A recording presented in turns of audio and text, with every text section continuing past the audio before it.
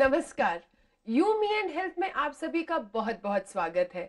आज हमारे साथ हैं doctor S K. Joshi, consultant physician, homeopath, Joshi clinic. Doctor साहब, आपका स्वागत।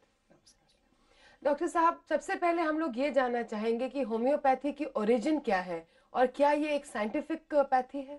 जी हाँ, बिल्कुल। होम्योपैथी एक साइंटिफिक पैथी है। इसके जो जनक थे वो doctor Christian Friedrich Samuel Hahnemann साहब थे, जिन्होंने जर्मनी से इस पैथी को निकाला था। और ये अपने आप में एक बहुत विश्व प्रसिद्ध, बहुत अच्छे एलोपैथी के डॉक्टर थे।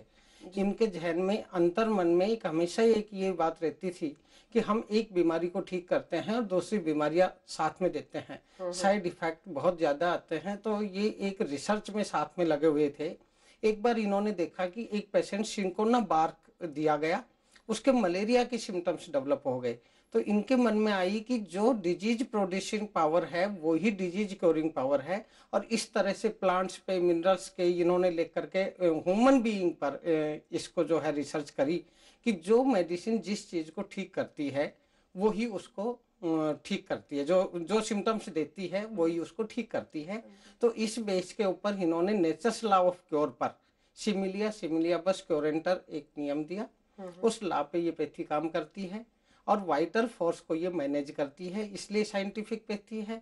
ये नेचर्स लॉ ऑफ क्योर पे है, इसका अपना एक नियम है, अपना एक प्रॉपर जो है सिस्टम से ये साइंस से जुड़ी हुई है, इसलिए ये साइंटिफिक पैथी है। होम्योपैथी और एलोपैथी, इन दो ब्रांचेस ऑफ मेडिसिन में क्या फर्क है? एलोपैथी और होम्योपैथी में जो सबसे ज्यादा मुख्य अंतर है वो ये है कि जो एलोपैथी मेडिसिन है वो क्वांटिटी बेस पे काम करती है और होम्योपैथी मेडिसिन क्वालिटी पे बेस होती है।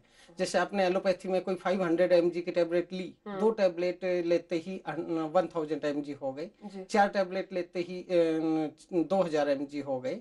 लेकिन होम्योपैथी में यदि 30 पावर है, 30 पावर है या 200 पावर है, आपने जो भी मेडिसिन ली है वो एक बार में उतनी ही काम करेगी, क्योंकि क्वालिटी बेस होती है ना कि क्वांटिटी बेस। नंबर 2 कि एलोपैथी में जो भी मेडिसिन हैं वो एनिमल्स पर प्रूव की जाती है, लेकिन होम्योपैथी में जितनी भी मेडिसिन है वो ह्यूमन बीइंग पे प्रूव की जाती है। ह्यूमन बीइंग पे सारे इसके जो है मेडिसिन वो टोटली उसी पे रिसर्च होती है। नंबर 3 जो सबसे ज्यादा मुख्य अंतर है वो ये है कि एलोपैथी में इंडिविजुअल मेडिसिन नहीं है। एक फीवर का पेशेंट कोई आया है तो उसके लिए एक मेडिसिन पैरासीटामोल दे दिया, कोई भी दिया, वो सब में काम करेगी। लेकिन होम्योपैथी में इंडिविजुअल पेशेंट को इंडिविजुअल मेडिसिन दी जाती है कि एक फीवर का पेशेंट आया है और उसके यदि सिम्टम्स अलग है, प्यास ज्यादा लग रही है या उसकी पेट की खराबी है, उसको फीवर ज्यादा है, तो उनकी सबकी मेडिसिन अलग अलग होंगी। ये सबसे ज्यादा मेन डिफरेंस इन दोनों पैथी में है। होम्योपैथी मेडिसिन का सोर्स क्या है, ये कहाँ से बनती है? होम्योपैथी मेडिसिन जो हैं वो मुख्य रूप से अपने vegetable kingdoms, animal kingdoms, mineral kingdoms और नोसोर्स और सारकोट्स से बनती हैं। जितने भी वेजिटेबल्स हैं, इनके रूट्स, बार्क, इनके लीव्स, फ्लावर्स, इन सब का एक्सट्रैक्ट निकाल करके पोटेंटाइज किया जाता है। इसी तरह एनिमल्स से, इसी तरह जो मिनरल्स हैं अपने, गोल्ड है, सिल्वर है, इनसे मेडिसिन बनाई जाती है।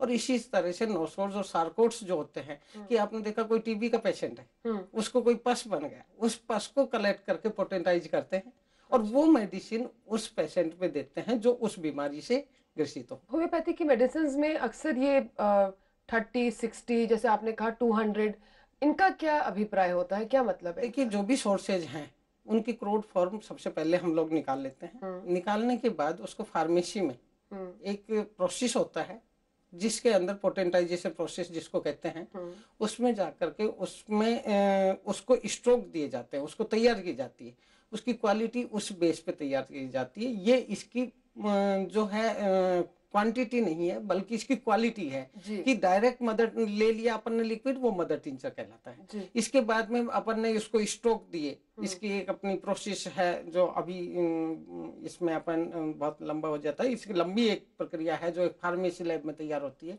तो वो 6 पावर तैयार होती है। 6 पावर को फर्दर फिर अपन स्ट्रोक देख करके फार्मेसी रूल्स के अनुसार 30 पोटेंसी तैयार करते हैं। इसी तरह 200 पोटेंसी तैयार करते हैं। इसी तरह 1M जो कि 1000 पोटेंसी कहलाती है, 10M जो 10,000 पोटेंसी कहलाती है, 1 CM जो 1 लाख पोटेंसी कहलाती है। ये कॉन्सेंट्रेटेड जी जी कंसल्ट इस तरह से अपन इसको तैयार करते हैं, और जैसे जैसे इसकी पोटेंसी बढ़ती है उसकी क्वालिटी इंप्रूव होती जाती है और क्वांटिटी कम होती चली जाती है, इसीलिए इनके साइड इफेक्ट इतने नहीं आते। डॉक्टर साहब, मैं साइड इफेक्ट पे ही सवाल करना चाह रही थी। जैसे आपने कहा कि साइड इफेक्ट इसके कम होते हैं, लेकिन होते हैं होम्योपैथिक दवाइयों के नहीं, भी? होम्योपैथी मेडिसिन के साइड इफेक्ट नहीं होते हैं जी। हमने कई इस तरह की मेडिसिन है जो पॉइजनस है, जैसे आर्सेनिक है, नक्सोमिका है, लेकेसिस है, ये सब बच्चों को भी दी जाती है। एक्चुअली जैसा मैंने अभी आपको बतलाया था कि इसमें जो भी मेडिसिन है वो क्वालिटी बेस्ड होती है, क्वांटिटी बेस्ड नहीं होती, और वो क्वालिटी भी जैसे इसकी पोटेंसी बढ़ती है उसी तरह से इसकी जो क्वांटिटी है मेडिसिन की वो बहुत कम हो जाती है, मिनिमम डोज हो जाती है, बल्कि क्वालिटी इंप्रूव होती है। तो इस तरह से इसके साइड इफेक्ट नहीं आते। हाँ, लेकिन यदि अपनी मन मर्जी से दवाइयाँ लेते हैं, कुछ लोग मन मर्जी से दवाइयाँ लेते रहते हैं, सभी में आएंगे, सभी में है, तो उसमें क्या है कि होम्योपैथिक एग्रावेशन इसमें जरूर होते हैं कि आपने कई बार बहुत हाई पोटेंसी स्किन डिजीजेज है या किसी में ले ली, तो वो मेडिसिन ही कई बार एग्रावेट हो गई, जिसको कुछ लोग साइड इफेक्ट मानते हैं, पर वो अपने आप फिर चली भी जाती है। तो साइड इफेक्ट होम्योपैथी में बिल्कुल भी नहीं है। लेकिन जब कई बार होम्योपैथी का इलाज शुरू करते हैं तो इलाज शुरू करते ही एक बार सारे सिम्टम्स बहुत और भी ज्यादा उग्र हो जाते हैं। नहीं, ऐसा नहीं है कि सारे सिम्टम्स उग्र हो। ऐसे तो ब्लड प्रेशर के पेशेंट हैं, हार्ट के पेशेंट हैं, उनमें बड़ी प्रॉब्लम हो जाएगी, ये डॉक्टर को पता होता है। जैसे स्किन डिजीज को अपन ने सप्रेस किया है तो अस्थमेटिक प्रॉब्लम डेवलप हो जाती है, और अस्थमा को अपन ने किसी भी पैथी से या किसी भी कारणों से अपन ने सप्रेस कर दिया तो स्किन की प्रॉब्लम्स आ जाती है। तो अपन जब भी उसको ठीक करने की मेडिसिन देंगे तो सबसे पहले यदि उसको परमानेंट क्योर करना है तो उसको बाहर निकालना पड़ेगा। तो ऐसा नहीं है कि सारे सिम्टम्स इसमें एग्रावेट होते हैं या बढ़ जाते हैं, इसमें डॉक्टर्स को सब पता होता है कि हमें क्या करना चाहिए, और वो अपने पेशेंट को बता भी देते हैं। जो नहीं बतलाते उन मरीजों को लगता है कि भाई ऐसा हमारे साथ हो गया, वो डॉक्टर को बता देना चाहिए। होम्योपैथी और स्किन केयर का बहुत गहरा कनेक्शन है, इसके बारे में आपसे बहुत सारे सवाल करेंगे डॉक्टर साहब, लेकिन एक छोटे से ब्रेक के बाद। हम ब्रेक के बाद अभी वापस आते हैं, देखते रहिए यू मी एंड हेल्थ।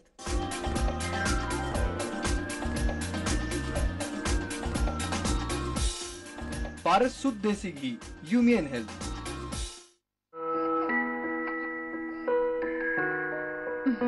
जब बड़ी हो जाओगी तब मिलेगा ये तुम्हारे लिए, अब तुम बड़ी जो हो गई हो। रिश्तों को लगे हीरे की उम्र, TC jeweller, jeweller for generations.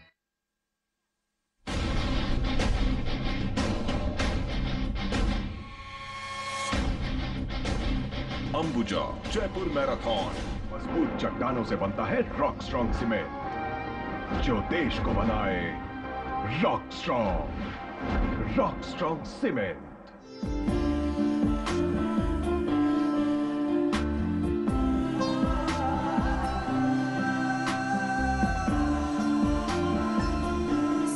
जो जगाए शक्ति का एहसास, गौमृत प्योर प्लस घी, स्वाद भी शक्ति भी। अरे बिंदु, अरे नाना बिजली।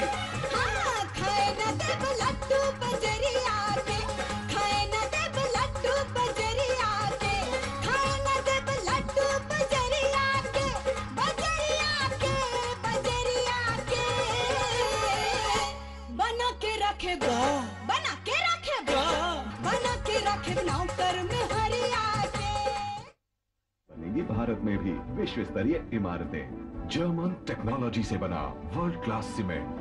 भांगर सीमेंट, सस्ता नहीं, सबसे अच्छा।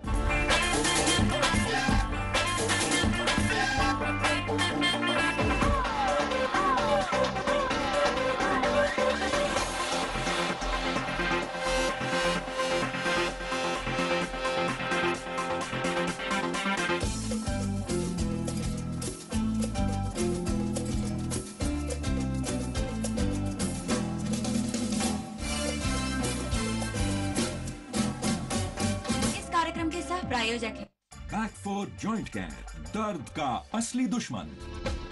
दुनिया के एक कोने में घटती है खबर, उसका आपके जीवन पर कैसे पड़ता है असर।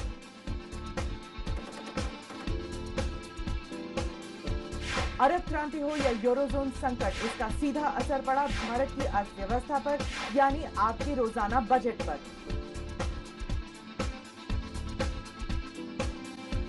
पड़ोसी मुल्कों के बिगड़ते हालात हो या चीन का बढ़ता प्रभाव, इससे भारत को है सरोकार, इससे जुड़ी है आपकी सुरक्षा।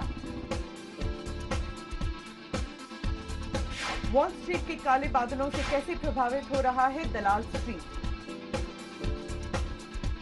देखिए दुनिया इस हफ्ते शुक्रवार शाम 6 बजे। इस कार्यक्रम के प्रायोजक हैं विश्व का सबसे बड़ा एकीकृत जस्ता उत्पादक हिंदुस्तान जिंक।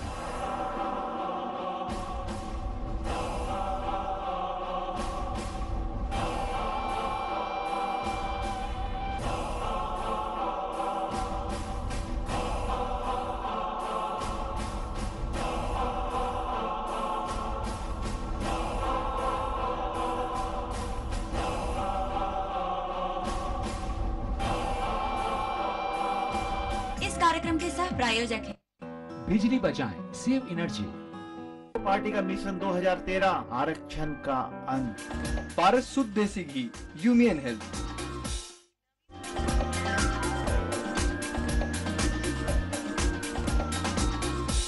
ब्रेक के बाद आप सभी का स्वागत है। हम लोग चर्चा कर रहे हैं डॉक्टर एसके जोशी से। तो डॉक्टर जोशी, जैसे आप बता रहे थे कि अभी आपने एक उदाहरण दिया था स्किन केयर के लिए, स्किन केयर और स्किन डिजीजेस के लिए होम्योपैथी में क्या बहुत सारे इलाज है? बिल्कुल, होम्योपैथी में स्किन बीमारियों का बहुत अच्छा इलाज है जो परमानेंट ठीक करती हैं। बहुत सारी बीमारियां जो स्किन की हैं, जैसे आपने देखा होगा सोराइसिस है, एक्जिमा है, लीचेन प्लेनस है। आजकल एलर्जी जो है वो काफी बढ़ गई है, जिस तरह के पोल्यूशंस बढ़ रहे हैं, कॉस्मेटिक्स का यूज बहुत ज्यादा हो रहा है, इन सब की वजह से एलर्जी बहुत ज्यादा हो रही है। एक्ने, पिंपल्स आजकल बहुत ज्यादा देखने को मिलता है। ड्राई स्किन जो है, चैप्ड स्किन है, ये देखने को मिल रहा है। डैंड्रफ जो है ये बड़ी कॉमन सी प्रॉब्लम हो गई है।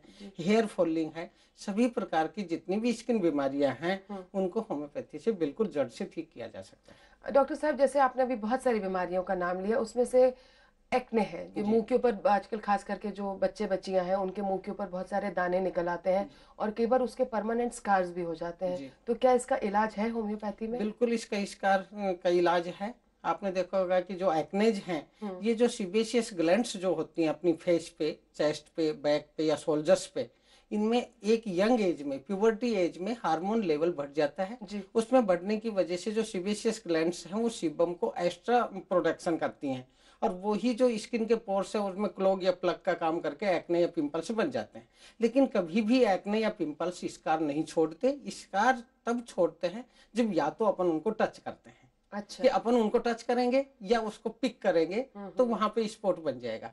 और आपने देखा होगा उसको स्क्वीज करते हैं। कुछ लोग जल्दी ठीक करने के चक्कर में एक व्हाइट सा यदि अपन उसको स्क्वीज करेंगे एक्ने को तो निकलता है, जिसको सीबम कहते हैं। Sebum is the secret oily secretions of the sebaceous gland. तो ये इसको निकालने के चक्कर में या पपड़ी को उतारने के चक्कर में, उसको स्क्रब करने के चक्कर में अपन खड्डे भी बना लेते हैं, एब्रेजेंस भी कर लेते हैं। और अब इसीलिए जो एक्ने के जो पेशेंट हैं या हैं वो लोग इस तरह करके स्कार्स या स्पॉट बना लेते हैं। तो स्कार्स का क्या इलाज है होम्योपैथी स्कार्स में? का होम्योपैथी में बहुत अच्छा इलाज है। इसमें जो मेडिसिन आती हैं, जैसे आर्सेनिक एल्बम बहुत अच्छी मेडिसिन है। जिन लोगों के जो है बिल्कुल डार्क सर्किल्स भी साथ में होते हैं, व्हाइट कोटेड टंग भी होती हैं, एंटीम्क्रोड बहुत अच्छा काम करती है। एक मेडिसिन आती है बर्बेरिस एक्वाफोलियम, मदर टिंचर में लेने के बाद ये बिल्कुल स्कार गायब हो जाते हैं। लेकिन मैं ये सलाह दूंगा कि इस प्रोग्राम पे देख करके कोई ना ले, किसी क्वालिफाइड डॉक्टर के पास चले जाए, वो उसकी पोटेंशियल मेडिसिन की निर्धारित करे डॉक्टर और उसको दे। सर्दियों में चैप्ड स्किन, ड्राई स्किन होना बहुत आमतौर पे बात हो जाती है। बहुत तरह की क्रीम, ऑइंटमेंट भी लगाने पे भी आराम नहीं आता। तो होम्योपैथी में कोई क्रीम्स हैं या मेडिसिन है इसके लिए? बिल्कुल, होम्योपैथी में जो ड्राई और चैप्ड स्किन है, इनकी होम्योपैथी में बहुत अच्छी मेडिसिन हैं। जैसे एगेरिकस है, आपने देखा होगा कि चिल बैलेंस हो जाते हैं, एडिया फट जाती हैं, या अपन अभी ठंडे में बहुत ज्यादा घूम रहे हैं, एकदम से गर्म में चले गए हैं, या कोई सीजन एनवायरमेंटल एकदम से चेंज हुआ, कोल्ड एक्सपोजर हुआ अपने को और फेस पे इस तरह की स्किन हो गई या कहीं भी हैंड्स पे हो गई, तो अपने को इसमें एगेरिकस बहुत अच्छा काम करेगी। इसी के साथ में मैंने अभी बता रहा था, मैं एक बार आपको बीच में इंटरप्ट करूंगी कि ये खाने की है या लगाने की है? इसमें कैलेंडुला जो मेडिसिन है वो एक मेडिसिन ऐसी है जिसको खा भी सकते हैं और लगा भी सकते हैं। कैलेंडुला आपने देखा होगा, ये जो हजारे के फूल आते हैं, गेंदे के फूल आते हैं, इसका एक्सट्रैक्ट निकाल करके हम लोग तैयार करते हैं और इसको किसी भी ग्लिसरीन के साथ या कोकोनट ऑयल के साथ मिलाकर अपन इसको लगाएं तो लगाने से बहुत जल्दी हीलिंग होती है स्किन की, और जो डेड सेल्स हैं वो निकल जाते हैं और हेल्दी सेल्स जो हैं वो डेवलप हो जाते हैं। लेकिन इसके साथ में ड्राई स्किन में अपने को मैं बताना चाहूंगा कि एक तो आजकल सर्दियों में बहुत ज्यादा गर्म पानी से अपन नहाते हैं, तो एक तो उससे बचना चाहिए।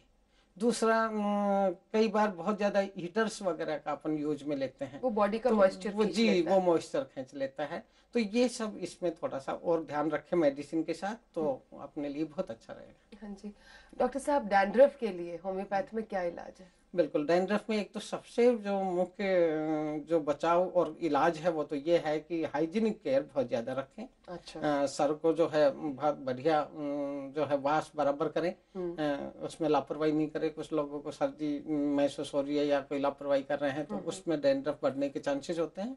होम्योपैथी में इसकी जो मेडिसिन हैं, नेट्रम्यूर बहुत अच्छी मेडिसिन है, इसके साथ में एसिड फ्लोरिकम, लाइकोपोडियम, साइलिसिया, काली आयोड, ये सब मेडिसिन जो एक जैबोरेंडी मदर टिंचर करके आता है।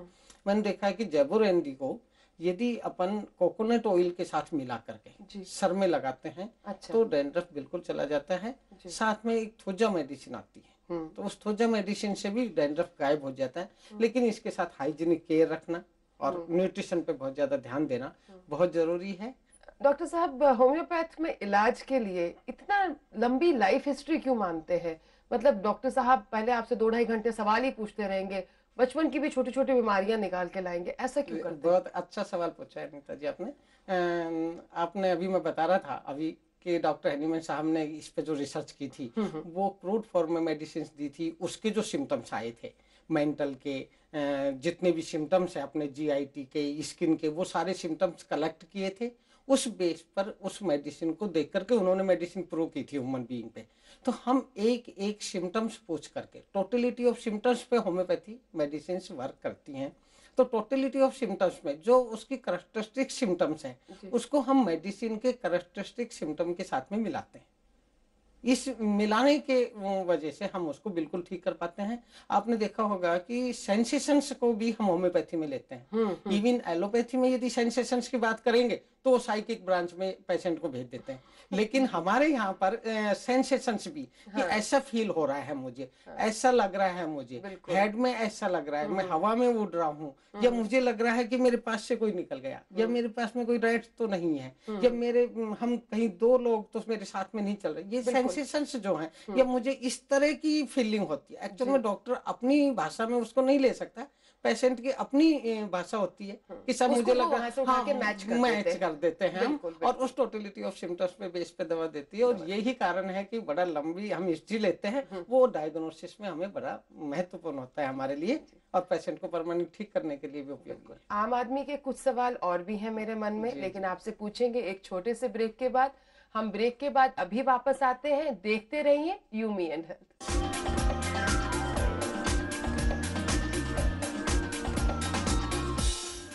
पारस शुद्ध देसी घी, यूमियन हेल्थ। बनेगी भारत में भी विश्व स्तरीय इमारतें। जर्मन टेक्नोलॉजी से बना वर्ल्ड क्लास सीमेंट। भांगर सीमेंट, सस्ता नहीं, सबसे अच्छा। स्वाद क्या होता है?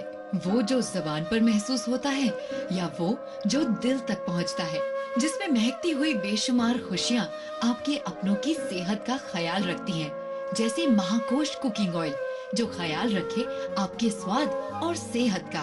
तो अच्छा खाओ, खुश रहो। महाकोश कुकिंग ऑयल, स्वाद और सेहत का खजाना।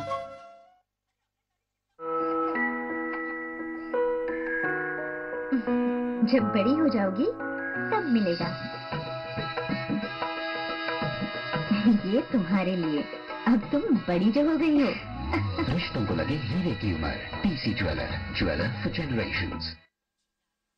मजबूत चट्टानों से बनता है रॉक स्ट्रॉन्ग सीमेंट, जो देश को बनाए रॉक स्ट्रॉन्ग सीमेंट। विभिन्न भाषाओं का देश भारत, जहां के हर प्रांत से जुड़ा है देश का सबसे बड़ा टेलीविजन नेटवर्क ETV। 12 चैनल, विभिन्न भाषाएं, 24 घंटे न्यूज, मनोरंजन और एजुकेशनल प्रोग्राम। ईटीवी, संपूर्ण भारत का अपना नेटवर्क। दिन भर कई खबरें। The opposition is doing injustice to the Aam Aadmi. छोटी बड़ी देश दुनिया से जुड़ी, जो दिन भर में चूक गई आपसे। मेरी बात हेमंत करकरे जी से हुई थी। तमाम जरूरी खबरें सिर्फ एक समय पर न्यूज एट 9 PM में। न्यूज के सह प्रायोजक है। पेश है पीसीएम के रेडी टू यूज मसाले जायकेदार। विकास में भागीदार बने, स्टार रेटेड उपकरण अपनाएं। पार्टी का मिशन 2013 आरक्षण का अंत। एक ऐसी चिकित्सा विधा जहां मिले सभी रोगों का नैसर्गिक तोड़, वो प्राकृतिक उपचार का वैज्ञानिक आधार, आयुष्मान होने का वरदान देती प्राचीन भारतीय चिकित्सा पद्धति आयुर्वेद का नहीं है कोई जोड़। देखिए आयुर्वेदा हेल्थ शो रविवार सुबह 10:30 बजे। नाथ आयुर्वेद हेल्थ शो प्रायोजक है वैद्यनाथ का स्पेशल च्यवनप्राश, सेहत और शक्ति से भरपूर। पारस शुद्ध देसी घी, ह्यूमियन हेल्थ।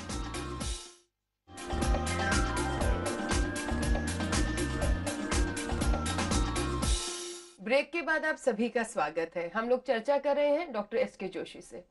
डॉक्टर जोशी, आम आदमी के दिमाग में एक ख्याल है कि होम्योपैथी का इलाज तो लंबा ही चलेगा, क्या ये सही है या गलत है? बिल्कुल ये सही नहीं है। एक्चुअल में मैं आपको बतलाऊं कि कुछ बीमारियां ही लंबी चलने वाली होती हैं, जिसमें आपने देखा होगा कि ब्लड प्रेशर है, किडनी की प्रॉब्लम्स हैं, स्किन की डिजीजेज हैं, जो बहुत लंबे समय तक चलती है और कहते हैं कि लाइफ लॉन्ग इलाज लेना पड़ेगा।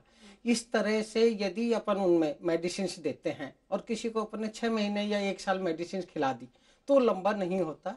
हाँ, लंबा जो इसको मानते हैं लोग, उसके पीछे ये धारणा है कि इनके प्राइमरी एक्शन इतने अच्छे नहीं होते जितने सेकेंडरी एक्शन होते हैं।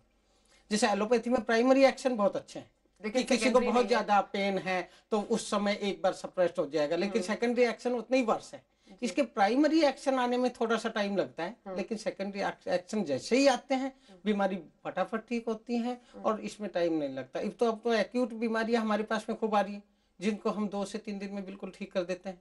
तो ऐसा नहीं है। जैसे फीवर है, इस समय वायरल चला था, चिकनगुनिया चला था, पेन एब्डोमेन के कोई पेशेंट आ गए हमारे पास में, या कोई इंजरी के पेशेंट आ गए, हेमरेजिक पेशेंट हमारे पास में आते हैं जिनको कि कोई ब्लीडिंग डिसऑर्डर है, होम्योपैथी मेडिसिन टंग पे डालते ही तुरंत असर करती है। तो ऐसा नहीं है कि इसका इलाज लंबा है। एक्चुअली में कुछ बीमारियां ही ऐसी हैं जो लंबी चलने वाली हैं। एलोपैथिक में भी लंबा है, एलोपैथी में भी लंबा है, बहुत लंबे समय अपने को लेनी पड़ती है। तो उसमें होम्योपैथी में यदि 6 महीने, साल भर, 1.5 साल अपन देते हैं तो वो ऐसा नहीं है कि ये धीरे असर करती है, ऐसा नहीं। डॉक्टर साहब, होम्योपैथिक मेडिसिन की एक्सपायरी डेट होती है, कोई शेल्फ लाइफ है? देखिए, होम्योपैथिक मेडिसिन की एक्सपायरी डेट जो है वो नहीं होती, लेकिन फिर भी 3 से 5 इयर्स के बाद में डॉक्टर्स और मेडिसिन को देखता है। कई बार लूज रह जाती है तो मॉइस्चर को वो अपने अंदर गेन कर लेती हैं, या येलोनेस उन पे आ जाती है, या कई बार खोलने के बाद अपने आप ही वो वेस्पिरेट हो जाती है, उड़ जाती हैं। इस तरह की मेडिसिन को काम में नहीं लेना चाहिए, या आपको उनमें कोई बीच में क्लोट्स नजर आते हैं तो ये काम में नहीं लेना चाहिए। पर मैं जहाँ तक मानता हूँ कि आफ्टर 3 इयर्स मैन्युफैक्चर 3 बार नहीं लेनी चाहिए दवाई ये काम में, और ज्यादा अच्छा रहता है। होम्योपैथी में ऐसे लगता है जैसे कि भाई वो मीठी गोलियां दे दी, उसमें डॉक्टर ने कुछ डाला। डॉक्टर, एक तो ये मीठी गोलियां जो सफेद गोलियां डालते हैं, उनका क्या रोल है? और दूसरी बात, होम्योपैथिक डॉक्टर अपनी दवाइयों का नाम पेशेंट्स को क्यों नहीं बताते? देखिए, जहाँ मीठी गोलियों का सवाल है, मैं आपको पहले बतला चुका हूँ कि डॉक्टर हैनीमैन साहब बहुत दुखी थे कि कोई पेशेंट हमारे पास जब आता है, तो कोई पेशेंट हमारे पास कोई भी बीमारी का आया तो हमने उसको इंजेक्शन लगा दिया, मानसिक आया ECT लगा दी, उसको और प्रॉब्लम दे दी। तो उन्होंने सोचा कि बच्चों से बड़ों तक क्यों ना ऐसी कोई चीज निकाली जाए जो कि बहुत जेंटल वे में और बहुत प्रसन्नता से वो दवा अंदर चली जाए। तो मीठी गोलियां एज ए व्हीकल का काम करती है, ना कि कोई मेडिसिन है। जो मेडिसिन मैंने आपको बताया था कि वेजिटेबल किंगडम, एनिमल किंगडम, जो एक्सट्रैक्ट है, ये हम उन गोलियों में डालते हैं। वो गोली बहुत आराम से उनको एब्जॉर्व कर लेती हैं और उनको आराम से चोइंग के द्वारा, उसके बच्चे भी, बुजुर्ग लोग भी, या सब जो है जैसे भी हैं, वो आराम से अंदर जा सकती है। तो मीठी गोलियां सिर्फ व्हीकल का काम करती है, ना कि मेडिसिन से, इसलिए ये मीठी गोलियां काम में लेते हैं। दूसरा आपने अभी पूछा था कि नाम नहीं बतलाते। ऐसा नहीं है, कई बार मेरी डॉक्टर्स के दिमाग में ये रहता है, जैसे मैंने बताया था कि पूरे सिम्टम्स लेते हैं, पेशेंट में काफी लंबा समय लगाते हैं उसकी हिस्ट्री में, और वो पेशेंट को अपन ने फाइलें दे दी, 70-80% फाइल भूल जाते हैं, पर्ची को गुम कर जाते हैं, तो डॉक्टर्स के लिए बड़ी प्रॉब्लम्स हो जाती हैं उसके डायग्नोस में।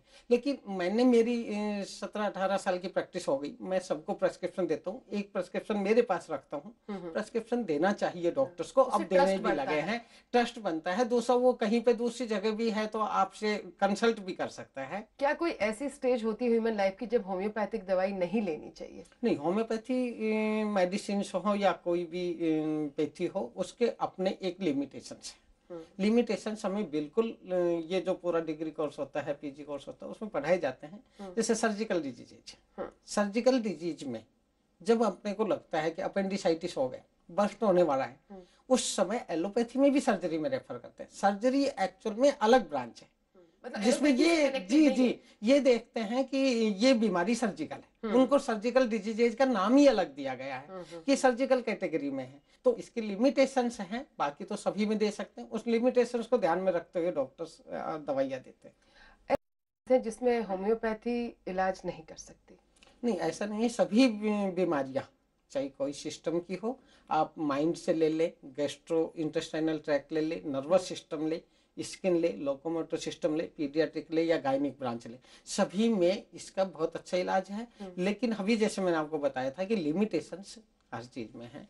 लिमिटेशंस का अपने को ध्यान रखना पड़ता है। वो एक क्वालिफाइड डॉक्टर्स पहले से ध्यान में रखते हुए चलता है कि इस समय अपने को ये मेडिसिन काम में नहीं लेनी है, क्योंकि अपने पास समय कम है। यदि अपन ने इस समय मेडिसिन से करेंगे, उस समय एक अच्छा एलोपैथी डॉक्टर भी मेडिसिन काम में नहीं लेता, वो भी उस समय सर्जरी में करता है, या उस समय जो इमीडिएटली जो रिस्क फैक्टर्स में जो ट्रीटमेंट करते हैं, उस समय करना पड़ता है कि पेशेंट को एकदम से ऑक्सीजन की जरूरत है, एकदम से फ्लूइड की जरूरत है, या इसी समय कोई ब्लॉकेज है उसको हटाने की जरूरत है।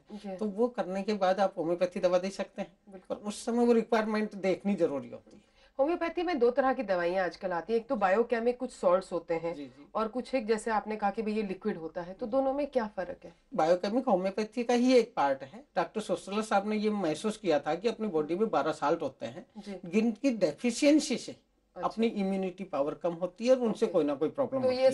तो ये सॉल्ट्स हैं, तो जो ये 12 साल्ट्स जो हैं, इन्हीं को आजकल कंबाइंड कर करके कुछ नंबर्स आ गए हैं जो देते हैं। तो ये होम्योपैथी मेडिसिन के साथ में ही डॉक्टर प्रेस्क्राइब करते हैं, तो ट्रीटमेंट में काफी हेल्प करते हैं। चलिए डॉक्टर साहब, आपका बहुत बहुत शुक्रिया, आप हमारे कार्यक्रम में आए और इतनी सारी महत्वपूर्ण जानकारी आपने होम्योपैथी के बारे में हमारे दर्शकों को दी। धन्यवाद। ये थे डॉक्टर एसके जोशी, जिन्होंने हमें जानकारी दी होम्योपैथी के बारे में। आपको अगर हमें कोई सुझाव देना हो या स्वास्थ्य संबंधी जानकारी लेनी हो, तो आप हमें मैसेज कर सकते हैं। अपने मोबाइल के राइट मैसेज ऑप्शन में जाइए, टाइप कीजिए UMH, स्पेस दीजिए, अपना नाम लिखें, अपने शहर का नाम लिखें और भेज दीजिए 56000606 पर। आप हमें पत्र भी लिख सकते हैं। हमारा पता है You, Me and Health, ETV Rajasthan, 5/96A, Bhawani Singh lane, Bhawani Singh road, C scheme, Jaipur. अगले बुधवार हम फिर होंगे आपके बीच। तब तक take care and keep smiling.